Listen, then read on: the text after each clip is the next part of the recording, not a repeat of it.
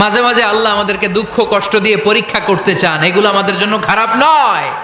এই দুঃখ কষ্ট বিপদ আমাদের কোমরকে সোজা করে, আমাদের পায়ের মাটিকে শক্ত করে। চিল্লায় বলেন ঠিক কিনা? প্রতিকূল পরিবেশে কিভাবে বাঁচতে হয় এই দুঃখ কষ্ট আমাদেরকে শিখায়। এজন্য মুমিন বান্দার বৈশিষ্ট্য হচ্ছে দুঃখ কষ্ট বেদনা জ্বালা এগুলোতে সে আপসেট হয় না, সে হাল ছেড়ে দেয় না, সে ভরসা রাখে একজনের উপর। চিল্লায় বলতে হবে তিনি কে? কারণ মুমিন জানে রাত্রি যত গভীর হয় অন্ধকার তমানিসা ভেদ করে সুবহে সাদিক হয়। মুমিন জানে গর্ভবতী নারীর পেটের ব্যথা যেই দিন বাড়তে থাকে ওই দিনই নতুন মেহমান আগমনের সময় ঘনাতে থাকে। মুমিন জানে তার জীবনে দুঃখ কষ্ট বিপদ যত বাড়তে থাকে সুখের দিন কাছে আসতে থাকে। এজন্য মুমিনের হারাবার কিছু নেই।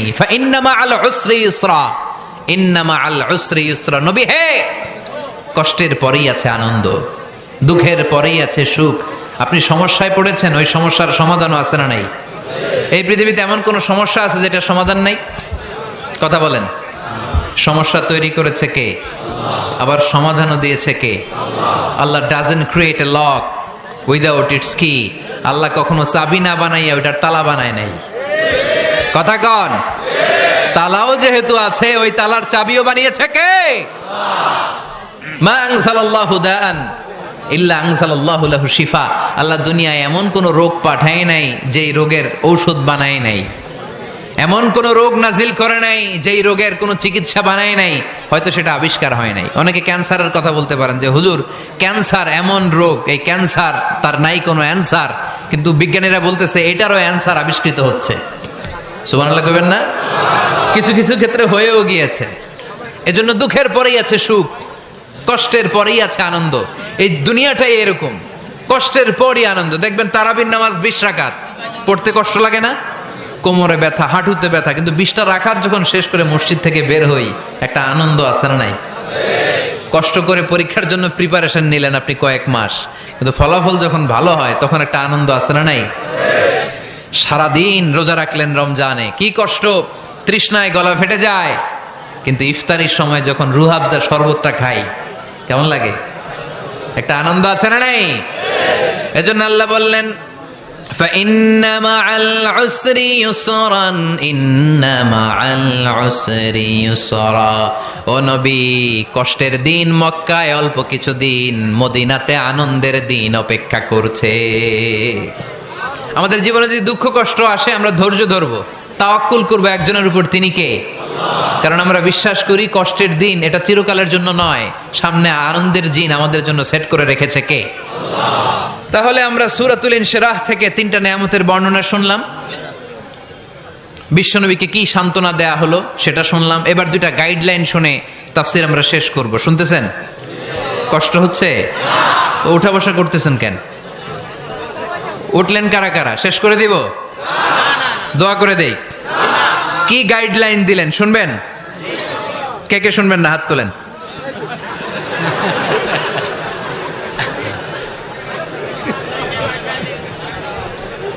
কষ্ট হইতেছে? গরম লাগতেছে না? আমিও ঘামতেছি আপনাদের সাথে সাথে। অনেক গ্যাদারিং হয়ে গেছে। আসেন আল্লাহর নামে 3টা তাকবীর দেই, তারপর কোন 2টা গাইডলাইন তিনি বিশ্বনবীকে দিলেন ওই নির্দেশনা বাণীটুকু শুনে আজকে আমরা বিদায় নেব। আওয়াজ করে পড়তে হবে লিল্লাহে তাকবীর, লিল্লাহে তাকবীর, লিল্লাহে তাকবীর।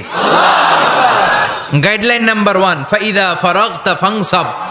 নবী আপনি যখন অবসর হন আপনি ইবাদতে মশগুল হন। ফানসাব ফিল ইবাদা, তাফসীর ইবনে কাসিরে এসেছে আপনি ইবাদতে মশগুল হন যখন আপনি অবসর পান। অবসর আল্লাহর দেয়া বড় নেয়ামত, এটা বিশ্বাস করেন? অবসর কিন্তু নেয়ামত। আমরা অনেকেই অবসর সময়কে কাজে লাগাই না, কিন্তু অবসর চলে যাওয়ার পরে যখন ব্যস্ত হয়ে পড়ি তখন বলি হায় রে অবসরটা যদি কাজে লাগাইতাম। পরীক্ষার পরে 3 মাস ছুটি ছিল, এই 3 মাস অবসরে যদি পড়তাম তাইলে তো আজকে ভার্সিটিতে চান্স পেয়ে যেতাম, ঠিক কি না? এজন্য বিশ্বনবীর আল্লাহ বললেন নবী ফাইদা ফারাগতা ফানসাব ওয়া ইলা রাব্বিকা ফারগাব। মাদানী জীবনে, মাক্কি জীবনে, দাওয়াতি কার্যক্রমের পরে, রাষ্ট্রীয় কার্যক্রমের পরে যখনই আপনি অবসর পাবেন তখনই আপনি ইবাদত করেন, তখনই বেশি বেশি আল্লাহর কাছে দোয়া করে। দোয়াটা খুব শক্তিশালী, কিন্তু আমরা অনেকে জানি না কি করে দোয়া করতে হয়। সিনসিয়ার দোয়া ইজ লাইক এ মিসাইল। আপনারা প্রায় পত্রিকায় শুনবেন আমেরিকা অমুক দেশে মিসাইল হামলা করেছে, শুনছেন? মিসাইল হামলা এমন হামলা, কত সেন্টিমিটার বেগে যে কোন জায়গায় অ্যাটাক করবে, যেখানে মারার কথা ওখানে পড়বে। ঠিক দোয়াটা হচ্ছে মিসাইলের মতো। আপনি যদি দোয়ার মতো দোয়া করতে জানেন, ওই দোয়াটাও জায়গা মতো যে ভেদ করবে। চিল্লা এখন ঠিক কিনা? কিন্তু আমরা দোয়া করতে জানি না, কি করে দোয়া করতে হয় এটা জানি না। বিশ্বনবীকে আল্লাহ বললেন, নবী ফাইদা ফারাগতা ফানসাব, যখন আপনি অবসর হবেন তখন আপনি দোয়া করেন, আল্লাহর কাছে চান। বেশি বেশি চাইলে খুশি হয় কে? তার মানে প্রথম ঘোষণা হলো ফাইদা ফারাগতা ফানসাব। প্রথম নির্দেশনা হলো নবী, যখনই আপনি অবসর পাবেন ইবাদত করবেন এবং দোয়া করবেন, বেশি বেশি আল্লাহর কাছে চাইবেন। 2 নাম্বার দিক নির্দেশনা হলো ওয়া ইলা রাব্বিকা ফারগাব, সব সময় আপনি আপনার আল্লাহর দিকে মনোনিবেশ করবেন। বিপদে পড়লে ডাকবো কারে? আমাদের অসুস্থতাকে সুস্থতায় পরিণত করে দিতে পারে কে? চাকরির জন্য পাগল পারা, চাকরি নাই, চাকরির ব্যবস্থা করে দিতে পারে কে? বিদেশে যেতে মনে চায়, পাসপোর্ট দিয়ে রেখেছি, ভিসা নাই, ভিসা লাগাই দিতে পারে কে? কিন্তু আমরা দুঃখ, কষ্ট, বেদনা কিছু একটা হইলেই সবার আগে আল্লাহরে শেয়ার করার আগে ফেসবুকে শেয়ার মেরে দেই। আছে না নাই? আপনাদের ফেসবুক অ্যাকাউন্ট আছে নাকি? কার কার আছে দেখি?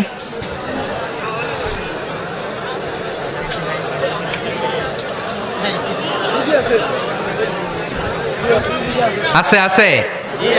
এটার জন্য আমরা ভালো কাজে লাগাই, ঠিক কিনা? আপনি চাইলেই এমন ভাবে ফেসবুক ফ্রেন্ড লিস্ট করতে পারেন যারা ভালো ভালো জিনিস শেয়ার করে, যারা মোটিভেশনাল জিনিস শেয়ার করে, ইসলামের পক্ষে কথা বলে। আপনার এক একটা শেয়ারে অনেকের জীবন বেঁচে যেতে পারে, ঠিক কিনা? একজন মুমূর্ষ রোগীকে বাঁচাতে রক্তের প্রয়োজন, রক্তের গ্রুপ এ পজিটিভ। যারা রক্ত দান করতে আগ্রহী তারা এই নাম্বারে যোগাযোগ করুন।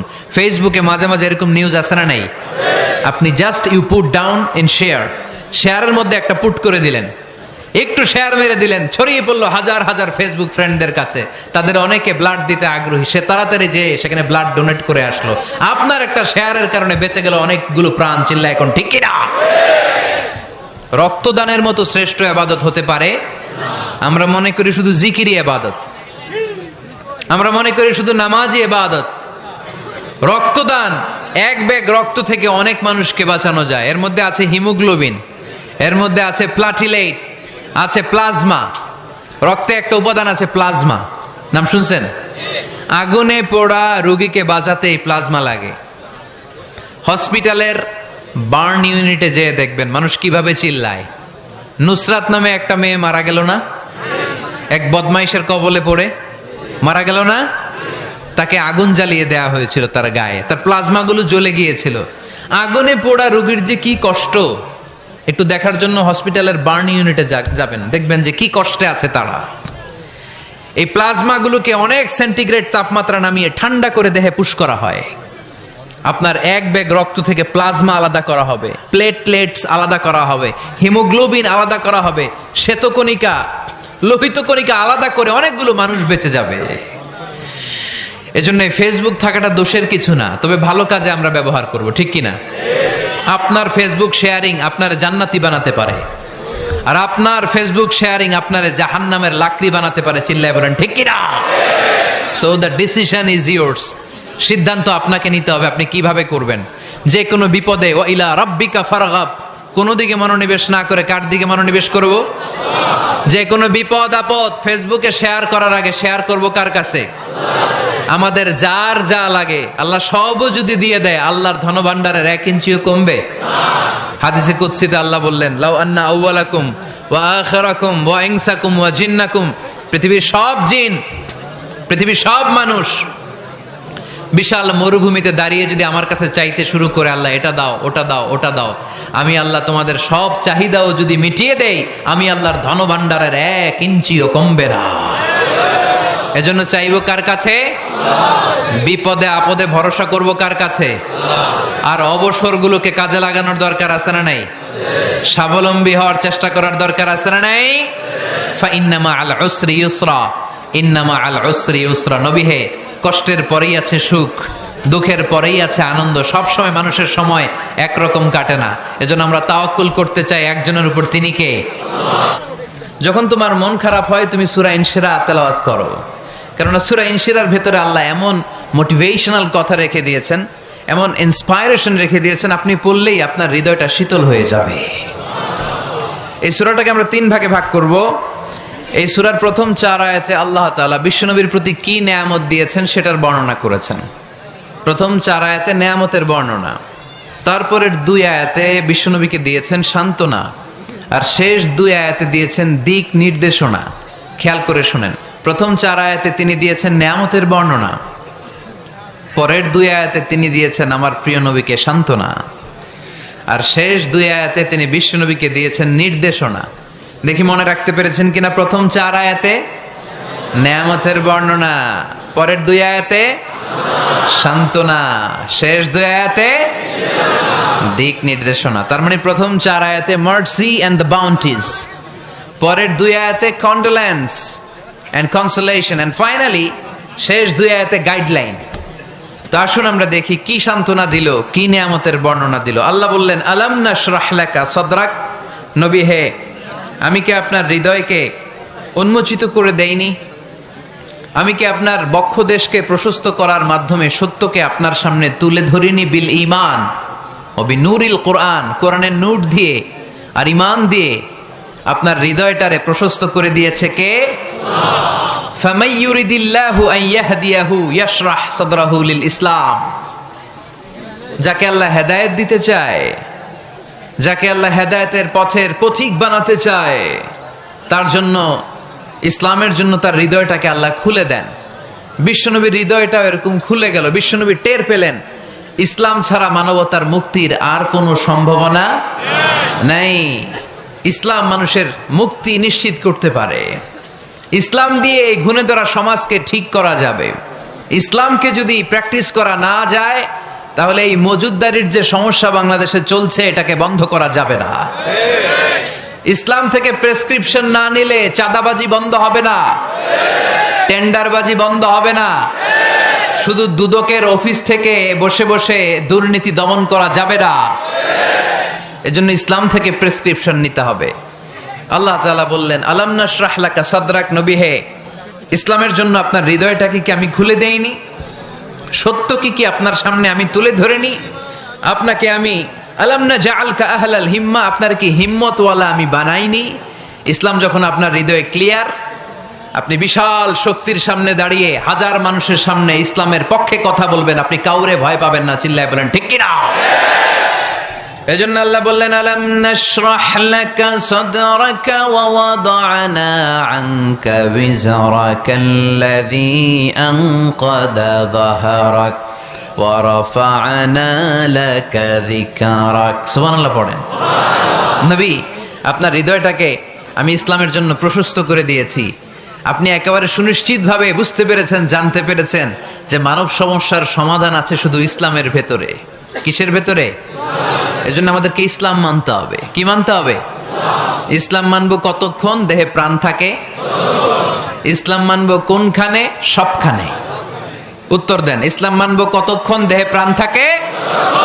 ইসলাম মানবো কোনখানে? রাজি আছেন নাকি ভাগাভাগি করবেন? কিছু ইসলাম, কিছু মন মতো।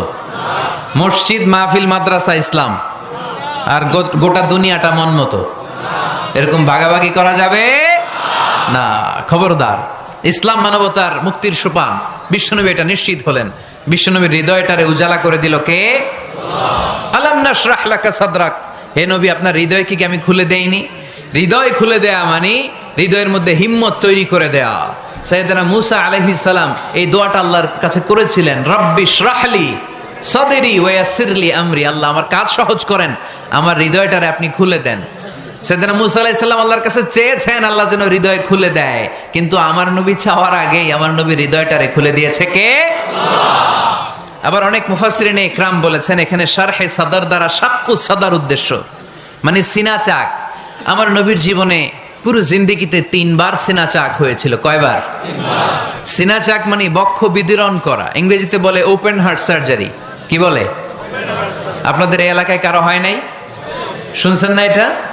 ওপেন হার্ট সার্জারি, গলা থেকে নাভি পর্যন্ত একেবারে কেটে ফেলে। বিশ্বনবী